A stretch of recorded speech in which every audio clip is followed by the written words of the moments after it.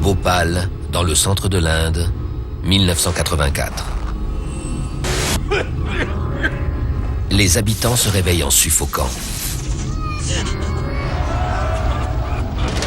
Dans la panique qui s'ensuit, des milliers de personnes trouvent la mort,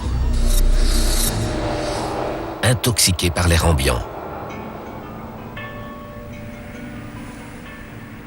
Une usine américaine, prétendument équipée de systèmes de sécurité, provoque le plus grave accident industriel de l'histoire.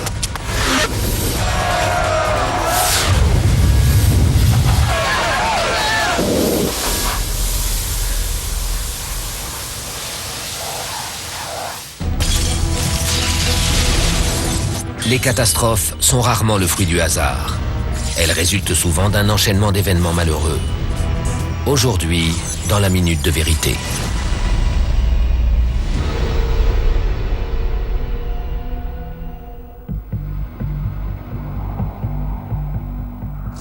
Bhopal, en Inde, le 3 décembre 1984. À minuit 5, des ouvriers de l'usine de pesticides Union Carbide détectent une petite fuite de gaz qu'ils signalent aussitôt.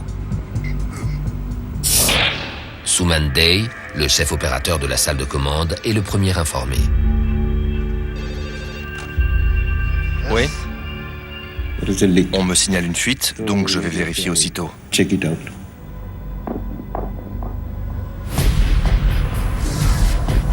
Suman Dey quitte la salle des commandes pour localiser la fuite. Il se rend dans la zone de stockage où des cuves de produits chimiques très volatiles sont partiellement enterrées dans un sarcophage de béton. À côté de réservoirs de phosgène, employés comme arme chimique durant la Première Guerre mondiale, repose une grande quantité de MIC, ou isocyanate de méthyle, principal ingrédient du Sevin, un pesticide fabriqué par l'usine. C'est un produit hautement toxique. Un gros volume de MIC était stocké là. Tous les produits chimiques sont dangereux. Il faut tout faire pour prévenir un accident. Grâce à l'odeur caractéristique du gaz, Suman Dey repère la fuite.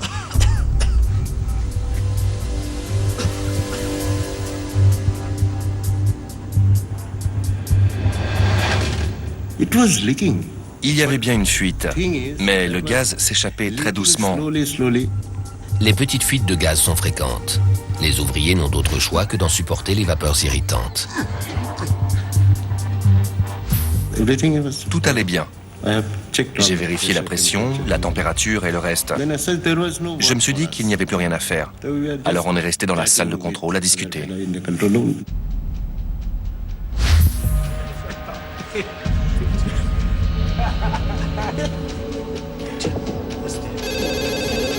Les ouvriers rappellent. Conscient que les instruments de contrôle sont vétustes et peu fiables, Suman Dey vérifie une nouvelle fois la jauge de pression. J'ai vu que l'aiguille s'affolait. En quelques minutes, la pression dans les réservoirs de produits chimiques monte en flèche. À minuit 20, Suman Dey se précipite vers la zone de stockage où il constate la gravité de la situation. Il faisait très chaud. Le sol tremblait. Le béton se dilatait.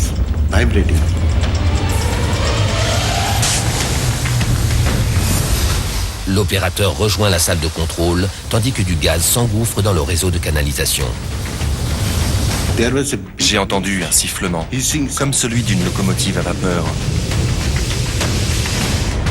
Minuit 30. Suman Dey déclenche la procédure d'urgence afin de neutraliser le gaz lors de son passage dans une colonne de lavage appelée tour d'abattage. En vain. Le gaz passe ensuite dans la torchère, censé brûler les émissions incontrôlées. Mais rien ne se déroule comme prévu. Le gaz sous haute pression se répand dans le réseau de canalisation et s'échappe dans l'atmosphère par une cheminée d'évacuation.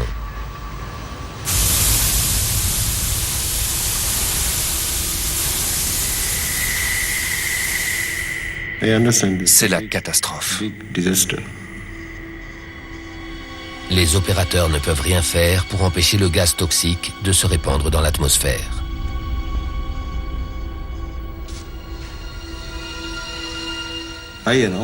J'ai annoncé qu'il y avait une grosse fuite dans la zone de stockage et ordonné l'évacuation du site.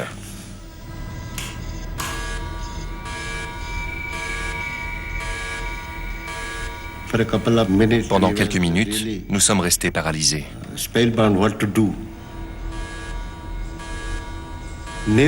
Personne n'avait imaginé qu'un tel accident pouvait se produire. Les employés de l'usine ne sont pas les seuls à être en danger. 1h du matin. L'usine se trouve à proximité du centre résidentiel de Bhopal. Un vent de sud-est entraîne le nuage toxique vers la ville et ses 500 000 habitants.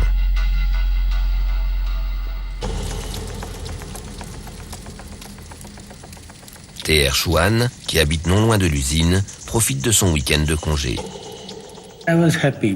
J'étais content, ayant une fille en bas âge, de ne pas travailler ce soir-là. Un bruit le réveille au milieu de la nuit.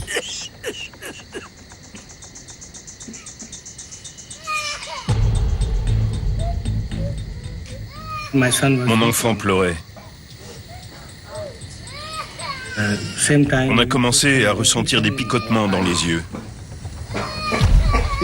Donne-lui à boire, je vais jeter un œil.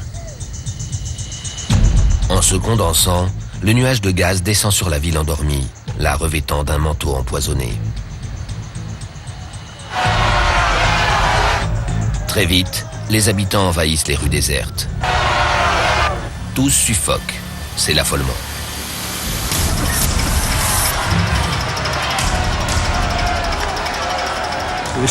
Les rues étaient pleines de gens qui couraient.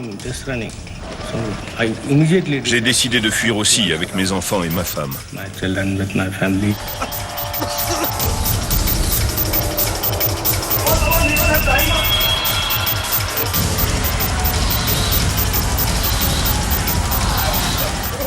Les gens vomissaient, toussaient. J'ai vu des gens mourir. Ils couraient et tombaient, morts.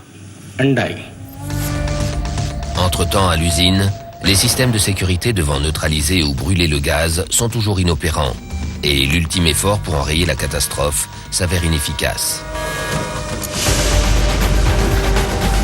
Les ouvriers déploient des lances à eau pour diluer les émanations toxiques.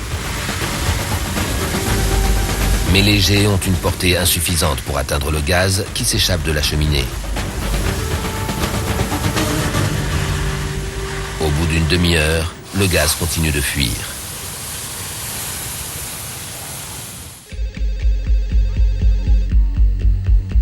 En ville, un appel réveille le docteur Bandari, chef de service à l'hôpital principal de Bhopal.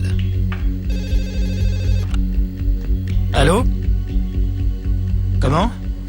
Calmez-vous. Rincez-leur les yeux et mettez des gouttes. On m'a appelé de l'hôpital car du gaz s'était échappé de l'usine. Probablement de l'ammoniac. Beaucoup de patients avaient les yeux irrités. J'ai dit de leur administrer des gouttes. Les patients affluaient et le personnel était débordé. Alors on m'a demandé de venir. Très bien. J'arrive tout de suite. Surpris par cet appel, le docteur Bandari sort pour détecter une éventuelle présence de gaz.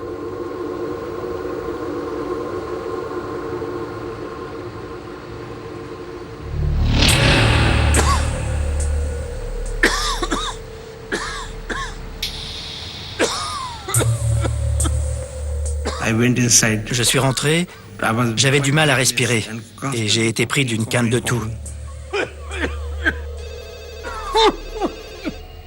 Minute après minute, le nuage de gaz invisible se déploie sur une étendue de 25 km². Les habitants ont du mal à respirer. Affolés, des dizaines de milliers d'entre eux se ruent hors de chez eux et certains s'effondrent, asphyxiés.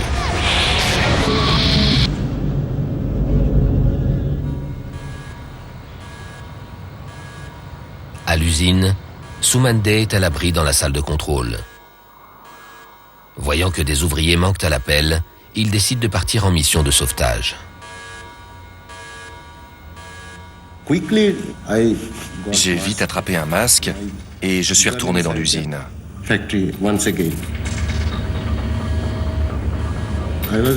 Je voulais sauver tous les ouvriers qui étaient présents sur le site. Mais il manque rapidement d'air. J'avais très peur. J'étais terrifié. Pendant un court instant, j'ai cru que j'allais y rester.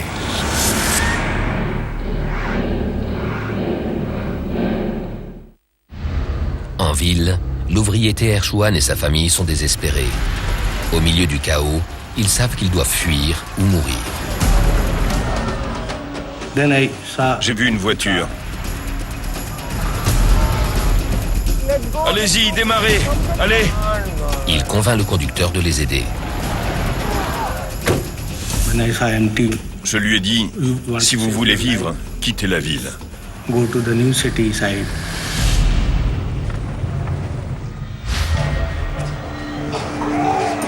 Après une violente quinte de toux, le docteur Bandari parvient à rejoindre l'hôpital.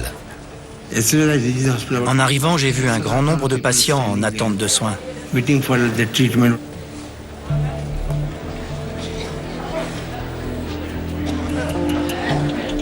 Que se passe-t-il? Je ne sais pas. Les gens arrivent les uns après les autres. Et cette femme? J'ai rincé ses yeux, mais ça ne fait rien. D'après la police, il s'agirait d'une fuite d'ammoniac. Ne bouge pas. Le docteur Bandari espère soigner les patients à l'aide des méthodes habituelles, mais leurs symptômes sont bien plus graves que prévu.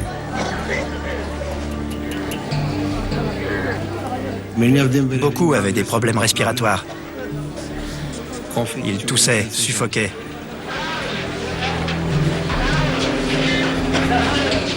Les traitements classiques sont inefficaces. On était perdus. On avait affaire à un mal inconnu. Des milliers de Bhopalais mourants gagnent l'hôpital. Le docteur Bandari a besoin d'identifier l'origine du problème. Il est persuadé qu'il ne s'agit pas d'ammoniac. Vous ne comprenez pas? Des milliers de patients attendent devant l'hôpital. On m'a d'abord parlé d'ammoniac, puis de phosgène. Dites-moi quel gaz c'est. On m'a répondu du MIC. On ne connaissait pas l'isocyanate de méthyle et on n'avait ni antidote ni information de la part d'Union Carbide. Inconnu des médecins, le MIC réagit avec l'eau présente dans le corps des victimes et fait affluer le sang dans les alvéoles pulmonaires, entravant la respiration.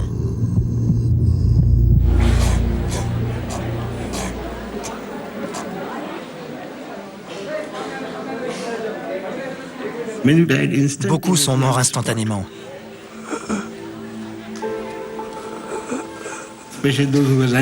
Surtout ceux qui couraient. En inhalant le gaz, leurs poumons ont gonflé. Ils se sont noyés dans leurs propres sécrétions.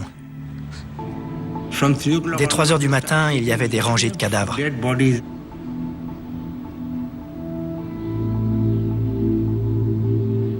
Le 3 décembre au petit matin, le gaz s'est dissipé au-dessus du pays.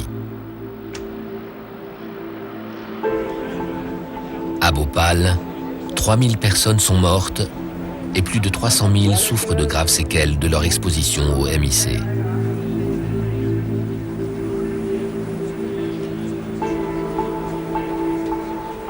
Les employés de l'usine ont survécu à cette terrible nuit. Ce n'est qu'à l'aube que Soumandé saisit l'ampleur de la catastrophe. J'ai vu des buffles, des vaches, dans la rue. Morts. Les personnes âgées et les enfants sont les plus touchés, car ils se sont trouvés piégés dans l'épais nuage flottant au ras du sol.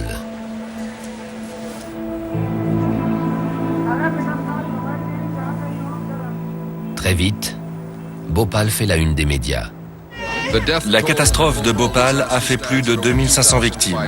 C'est l'accident industriel le plus grave de l'histoire.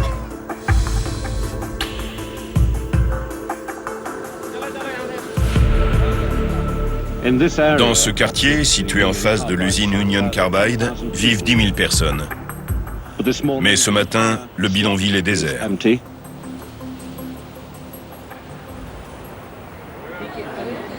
Devant la lourdeur du bilan humain, une question se pose. Comment un tel accident a-t-il pu arriver? Le lendemain de la catastrophe, le gouvernement indien envoie M. Thiagarajan, chimiste, sécuriser l'usine. La situation était effroyable. Les rues étaient jonchées de cadavres. Les gens pleuraient, c'était la panique.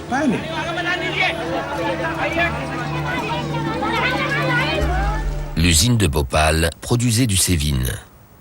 La direction affirme que le MIC utilisé pour la fabrication du pesticide était convenablement stocké sous forme liquide dans des cuves enterrées. Or, les ouvriers déclarent que le réservoir E610 était rempli à 75%, soit bien plus que les 50% recommandés. Les 42 tonnes de MIC extrêmement toxiques qu'il contenait se sont évaporées et échappées.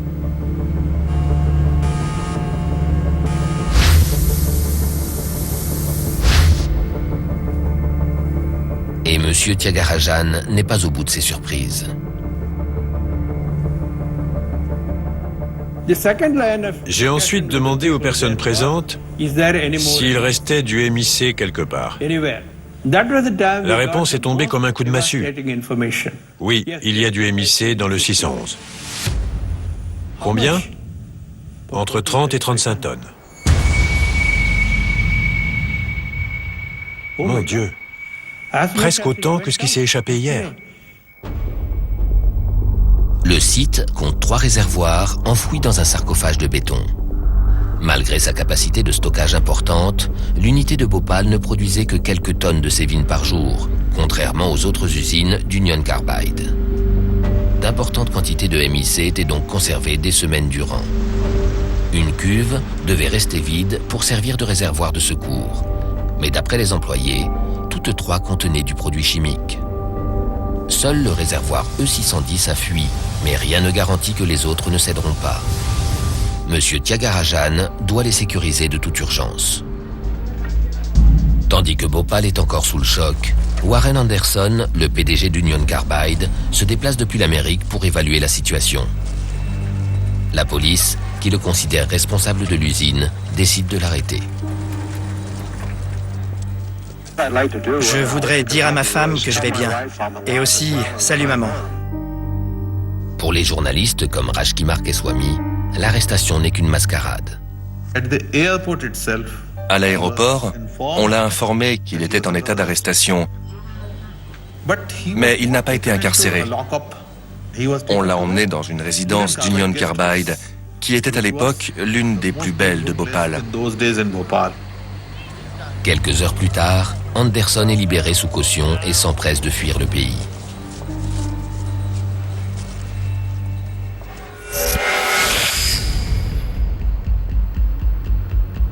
À l'usine, M. Thiagarajan doit décider que faire des 35 tonnes de MIC restantes. J'ignorais qu'ils en stockaient une telle quantité. Dans notre labo, nous n'en avons jamais plus de 10 millilitres. Le MIC est stable pour l'instant, mais les ouvriers racontent que le réservoir E610 ne présentait aucun signe avant de céder. On est parti du principe qu'il exploserait. Les chimistes apprennent à envisager le pire et à agir en fonction. Monsieur Thiagarajan sait qu'il est vital de détruire la totalité du stock pour éviter une deuxième catastrophe. Toutefois, le seul moyen d'y parvenir est de remettre l'usine défaillante en marche.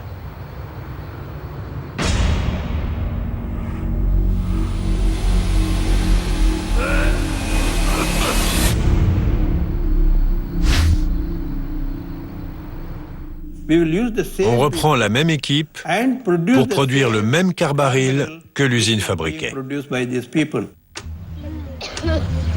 13 jours après la catastrophe qui a fait des milliers de morts et des dizaines de milliers de victimes, les opérateurs sont prêts à éliminer le MIC encore présent. Les responsables, qui ne savent pas encore ce qui a causé l'accident, appellent leur projet Opération Confiance. Nous étions confiants car nous étions compétents. Mais nous ne connaissions pas l'état des autres réservoirs. Nous avons misé sur la confiance. Mais le projet de remettre en route l'usine si peu de temps après la catastrophe terrifie les habitants de Bhopal.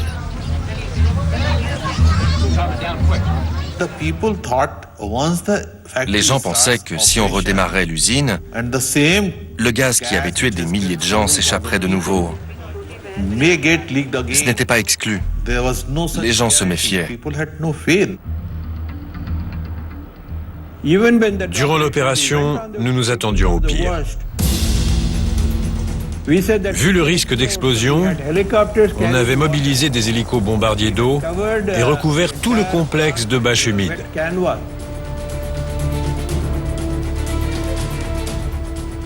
Chaque seconde comptait. Un deuxième accident pouvait très bien arriver. Une fois les mesures de sécurité en place, les opérateurs mettent l'usine en route.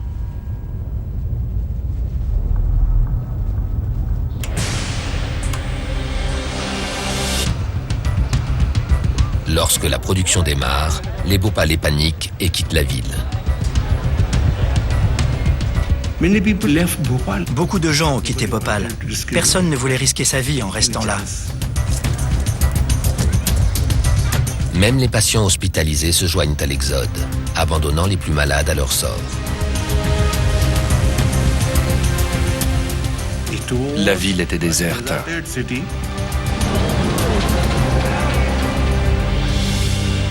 Une ville fantôme. 7 longues journées sont nécessaires pour transformer le MIC restant en sévine. Un deuxième accident est évité. Nous étions contents d'y être arrivés et nous avons quitté le site sachant qu'il était sécurisé.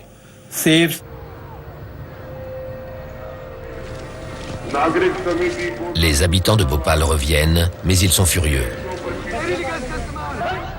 Tout le monde voulait savoir ce qui était arrivé. Le public, la presse, les journalistes, le Parlement. Par conséquent, nous avons immédiatement ouvert une enquête afin de déterminer la cause de ce terrible accident. En passant en revue le fil des événements grâce à l'enquête menée après la catastrophe, il est possible d'expliquer précisément ce qui s'est passé cette nuit-là à Bhopal.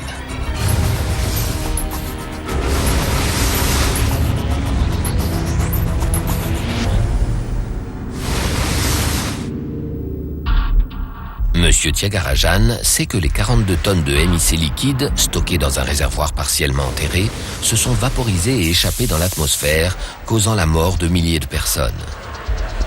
Sa mission est de découvrir comment cela a pu arriver. L'état des cuves était révélateur.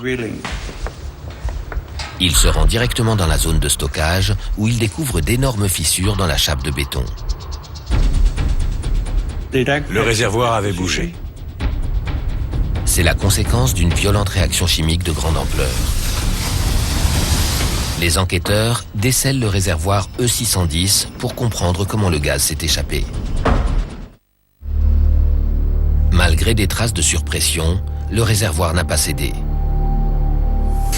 L'équipe de M. Thiagarajan découvre que la soupape de sécurité est endommagée.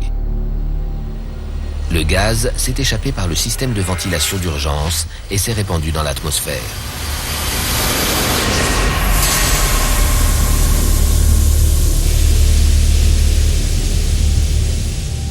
Un cas manifeste de réaction en chaîne. Quelque chose a dû provoquer cette réaction. M. Thiagarajan met en cause une substance habituellement inoffensive. D'après nos calculs, 500 litres d'eau sont entrés dans le réservoir. Au contact de l'eau, le MIC produit de la chaleur, bout et se vaporise. Cette réaction est encore plus violente en présence d'autres produits chimiques. Le MIC est instable et explosif. Mêlé à de l'eau chargée d'impuretés métalliques, il devient mortel. Les enquêteurs trouvent de fines particules au fond de la cuve qu'ils font analyser. La présence d'agents polluants était fort probable. Nous avons demandé à des laboratoires de recréer la réaction. Les résidus prélevés au fond du réservoir sont ferreux. Cette information confirme l'hypothèse qu'un important volume d'eau chargé de poussière métallique a déclenché la réaction en chaîne.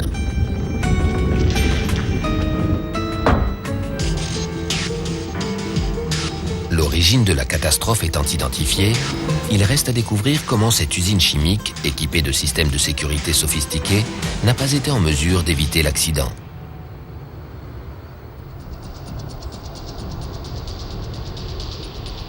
Union Carbide est implanté dans le monde entier et connaît parfaitement la dangerosité du MIC. Comme toutes ces usines, celle de Bhopal est équipée de systèmes de sécurité pour prévenir tout risque de contamination.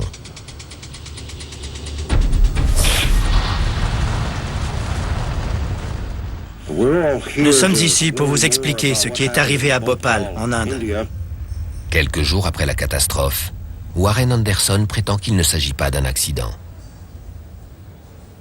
Ça ne ressemble pas à un acte de négligence, mais à un acte de malveillance. Cette allusion à un sabotage interne pousse les syndicats ouvriers à demander une contre-expertise indépendante et à dépêcher un enquêteur américain, Michael Wright, à Bhopal. Les autorités indiennes refusant de lui délivrer un visa de travail, celui-ci doit travailler en secret. Nous gênions Union Carbide et les autorités indiennes. Ils ne voulaient pas qu'une tierce partie se mêle à leur enquête.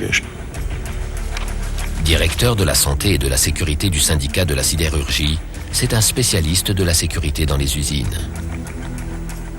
Des accidents comme celui de Bhopal sont des événements à faible probabilité, mais aux conséquences lourdes.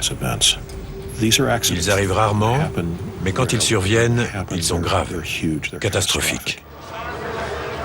Livré à lui-même, Michael Wright débarque à Bhopal comme touriste. Sur place, il prend conscience de l'impact de la catastrophe sur la population. En marchant dans les rues, j'ai constaté que les gens toussaient, car ils avaient inhalé ce gaz extrêmement toxique. Je croisais des orphelins, des parents pleurant leurs enfants. Nous devions occulter l'atrocité de l'accident pour comprendre ce qui l'avait occasionné. On envisage tous les scénarios possibles, puis au fil de l'enquête, on élimine tout ce qui n'est pas pertinent.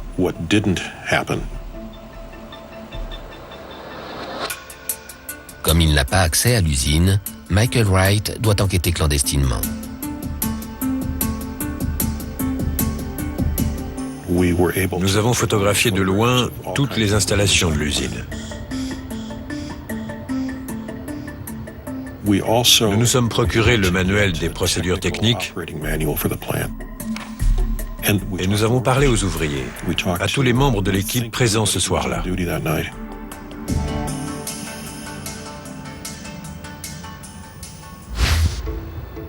Il est établi que l'eau qui s'est infiltrée dans le réservoir de MIC est à l'origine de l'accident. Michael Wright étudie les plans de l'usine pour déterminer la provenance de cette eau. Ses premiers soupçons se portent sur l'unité de traitement chimique attenante à la zone de stockage. L'unité de traitement était parfois obstruée. Pour déboucher le circuit, on insérait un tuyau qui projetait de l'eau dans le système. Ce n'était pas une opération dangereuse. Au cours de rencontres secrètes, les ouvriers lui expliquent que des aménagements avaient été réalisés. La société avait installé un raccordement entre les canalisations des deux unités. Ce raccourci vers la zone de stockage du MIC facilitait le travail des employés, tout en reliant directement le produit chimique au reste de l'usine. Cela rendait le site bien plus dangereux. Si la zone de stockage avait été totalement isolée, l'eau n'aurait jamais pu s'infiltrer. De l'eau pouvait donc entrer dans la zone de stockage du MIC.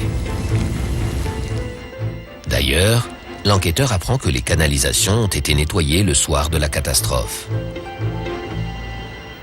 Un employé a entamé l'opération vers 21h30 et a remarqué que l'eau ne ressortait pas. Quand l'eau est finalement ressortie, l'équipe a cru le problème réglé. En réalité, une partie de l'eau est passée dans les canalisations raccordées à l'unité de stockage. Dans ce cas, un simple système de sécurité aurait dû bloquer sa progression.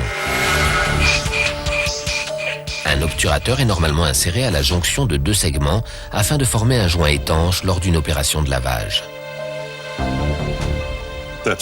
L'obturateur n'était pas en place et l'eau a atteint le réservoir.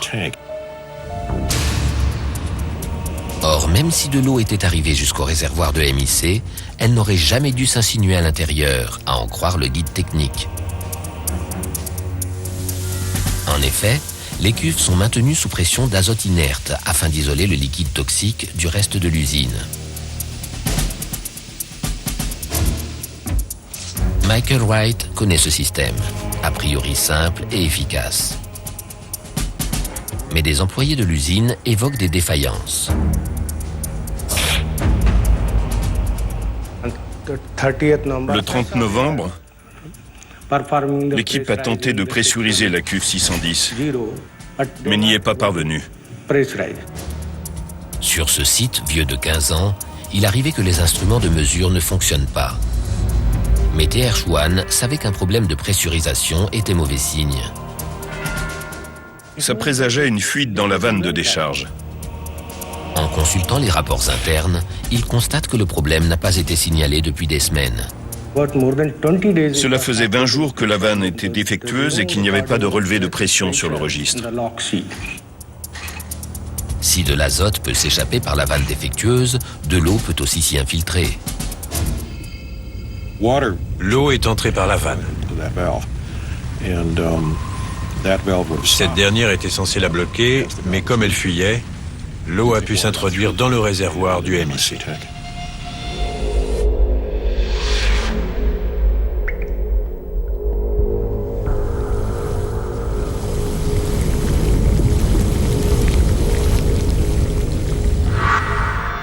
Michael Wright se demande alors si les soupçons d'Union Carbide ne seraient pas fondés. Peut-être s'agit-il d'un sabotage. Quelqu'un aurait pu délibérément endommager la vanne de décharge et retirer l'obturateur. Le fer à l'origine de la réaction provenant quant à lui de la rouille des canalisations. Cette personne n'aurait pas prévu que ça aurait de telles conséquences. Selon Union Carbide, un ouvrier mécontent aurait injecté de l'eau dans les cuves de MIC. Nous essayons seulement de faire la distinction entre inattention et préméditation. Cependant, Michael Wright n'est pas convaincu. Il reste encore des zones d'ombre dans cette affaire. La vraie question n'est pas de savoir comment l'eau est entrée dans le réservoir, mais de déterminer pourquoi aucun des systèmes de sécurité n'a fonctionné ce soir-là. Le premier rempart était la colonne d'abattage. En cas de fuite, le gaz est évacué vers cette grande tour en forme de bouteille où il est neutralisé dans un bain de soude caustique.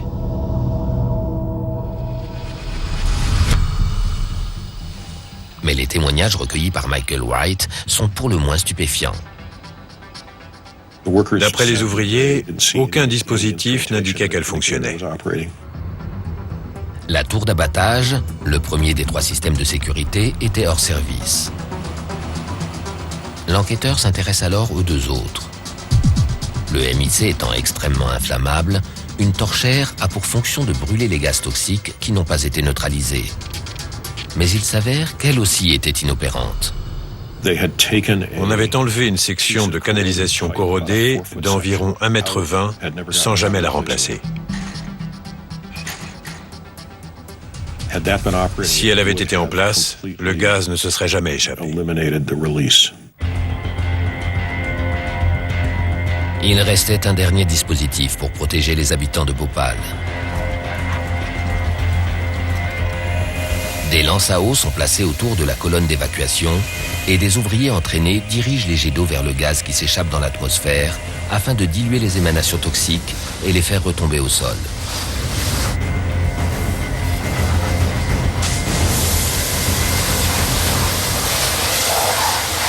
Une nouvelle fois, Michael Wright est sidéré par ce qu'il apprend.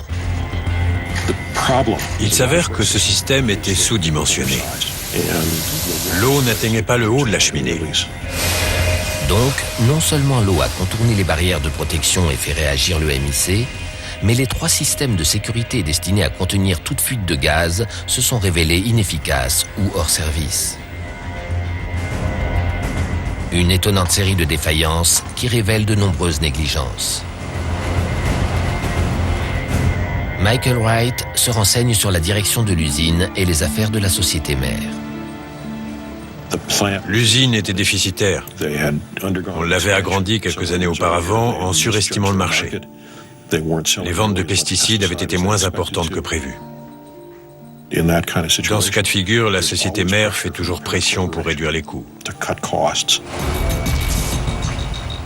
Les ouvriers racontent que suite à un relâchement dans la sécurité, les petites fuites se sont multipliées et ont même fait des victimes. Au moins 5 accidents ont eu lieu dans l'usine entre 1981 et 1984. Une fuite en décembre 1981 a blessé 2 ouvriers et tué un 3e. Il y avait eu suffisamment d'alertes pour s'en inquiéter. Tout commence par l'absence de l'obturateur. Ça a joué un rôle crucial. Sa présence aurait évité l'accident. L'absence de cette pièce s'explique par des réductions de personnel. Le responsable de la maintenance avait été licencié. Puis, les jauges défaillantes n'ont pas signalé le début de la réaction. Et sur tout le site, les instruments n'étaient plus réglés depuis une réduction des coûts d'entretien. Même si la colonne d'abattage avait été opérationnelle, elle n'aurait jamais pu neutraliser un tel volume de gaz. La tour d'abattage était conçue pour neutraliser de petites fuites. Personne n'avait envisagé un tel accident. Cela aurait coûté trop cher. Quant à la torchère, elle était hors service depuis 2 mois en raison d'une canalisation non remplacée. D'après les ouvriers, elle aurait pu être remplacée en 2 heures. Enfin, Union Carbide Amérique avait prévenu l'usine indienne que ses rideaux d'eau étaient mal conçus. Ils ont reçu l'ordre d'y remédier. Et ils ne l'ont pas fait. Tout porte à croire que Warren Anderson se protège derrière la théorie du sabotage. Union Carbide n'a jamais présenté de preuves tangibles. La thèse du sabotage a été avancée pour brouiller les pistes.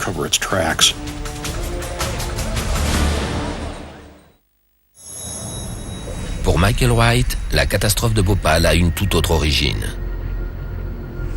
Ce serait la réduction drastique des coûts dans une usine stockant un produit chimique hautement toxique qui aurait conduit à l'accident.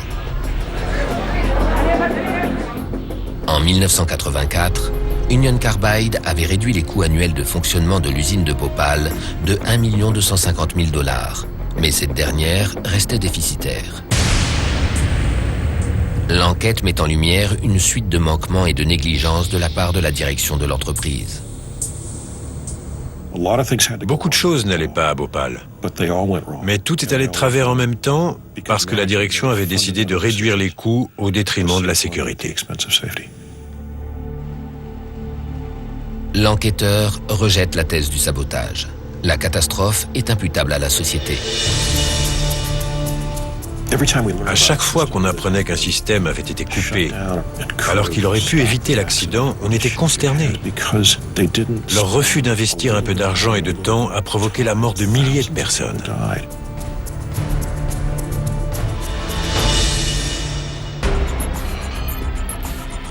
Au terme de cette enquête, nous sommes désormais en mesure de reconstituer l'enchaînement des incidents et des erreurs survenus dans l'usine de Bhopal en cette tragique nuit de décembre 1984.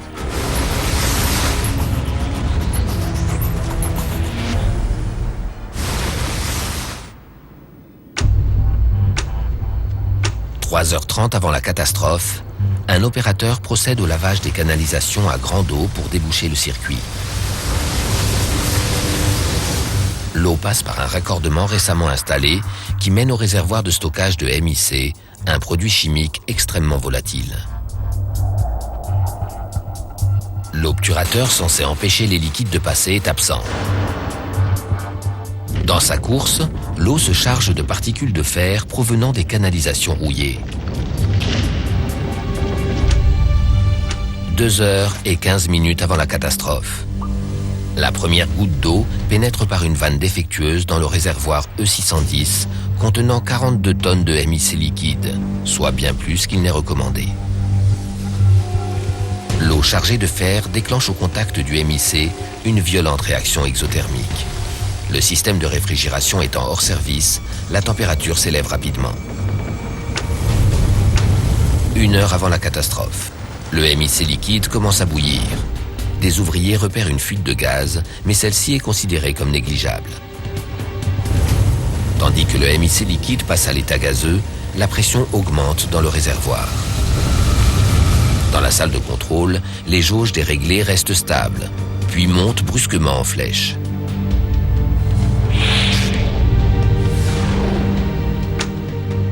35 minutes avant la catastrophe.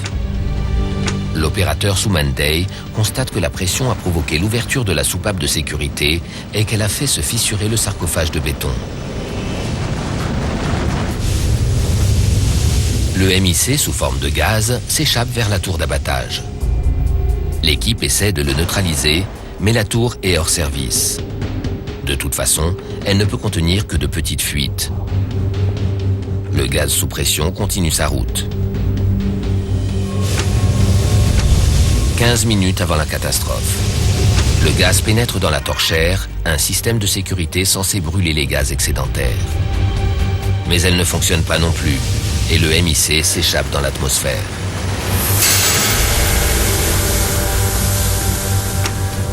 « 10 minutes avant la catastrophe. Dans un dernier effort pour neutraliser le gaz, les ouvriers se précipitent sur les lances à eau. Mais celles-ci sont sous-dimensionnées et n'atteignent pas le gaz qui s'échappe par la cheminée. À 1h du matin, le 3 décembre 1984, un nuage extrêmement toxique de gaz MIC s'étend sur la ville de Bhopal et ses 500 000 habitants, causant la mort de 3000 personnes en quelques heures.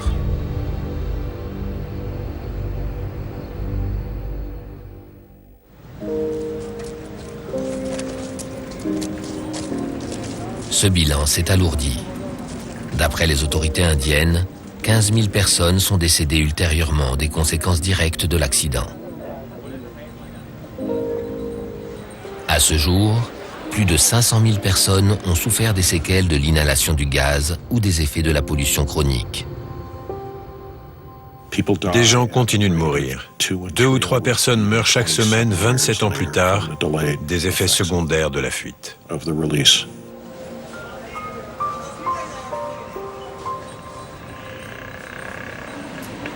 Après la catastrophe, Union Carbide a fermé l'usine. Sur le site laissé à l'abandon, les installations rouillées se dressent toujours dans le ciel de Bhopal. L'unité n'a pas été dépolluée. Des analyses de la nappe phréatique révèlent la présence de particules toxiques. 5 ans après la catastrophe, Union Carbide Amérique a été condamnée à verser 470 millions de dollars d'indemnité, soit environ $600 par victime. En contrepartie, la société a obtenu l'assurance de ne pas être poursuivie à l'avenir. L'ancien PDG Warren Anderson a depuis pris sa retraite et vit à Long Island dans l'État de New York. En 2010, 8 anciens dirigeants d'Union Carbide Inde ont été reconnus coupables d'homicide involontaire et condamnés à une amende de $2000 chacun. La société prétend toujours qu'un acte de sabotage est à l'origine de la catastrophe. Les survivants de Bhopal font preuve de beaucoup de courage et de beaucoup d'humanité. Leur histoire mérite d'être connue, en hommage aux proches qu'ils ont perdus.